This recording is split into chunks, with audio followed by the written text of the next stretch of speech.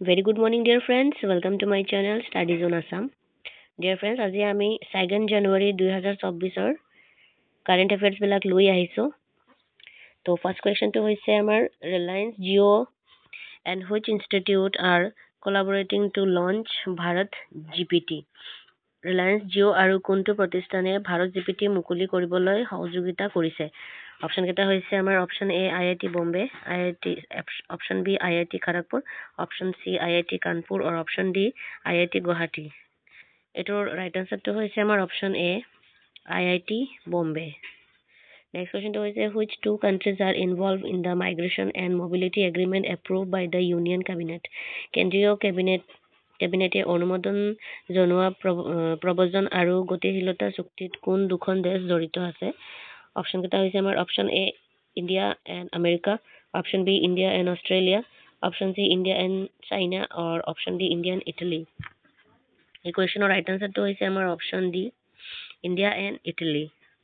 Next question to is which space agency has launched spacecraft to intercept God or Chaos asteroid as the near Earth orbit? কোন মহাকাশ সংস্থাই পৃথিৱীৰ কক্ষপথৰ ওচৰ চাপি অহাৰ লগে ঈশ্বৰ বা বিশৃংখলা এবাৰ ব্লকত আবদ্ধ কৰিবলৈ মহাকাশ কাৰুশিল্প আৰম্ভ কৰিছে? অপশ্যন কেইটা হৈছে আমাৰ option A NASA, option B ISRO, option C Roscosmos আৰু অপশ্যন ডি জাক্সা। এইটো ৰাইট আনসাৰটো হৈছে আমাৰ অপশ্যন এ নাসা। নেক্সট কুৱেশ্যনটো হৈছে what is the new name of Ayodhya railway junction? Ayodhya railway জাংচনৰ নতুন নামটো কি হয়? অপশ্যন কেইটা হৈছে আমাৰ option A Ayodhya central, option B Ayodhya দেৱালয়, অপশ্যন চি অযোধ্যা ধাম আৰু অপশ্যন ডি অযোধ্যা তীৰ্থ। এইটো ৰাইট আনসাৰটো হৈছে option C Ayodhya Dham.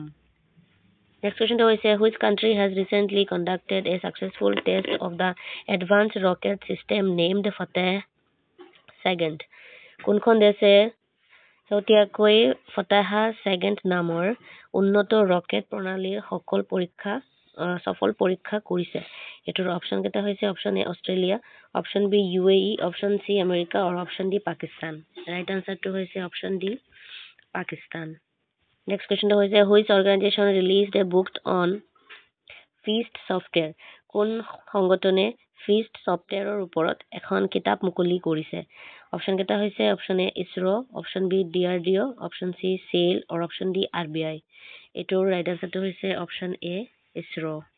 Next question is who has recently become the first woman to head the Central Industrial Security Force?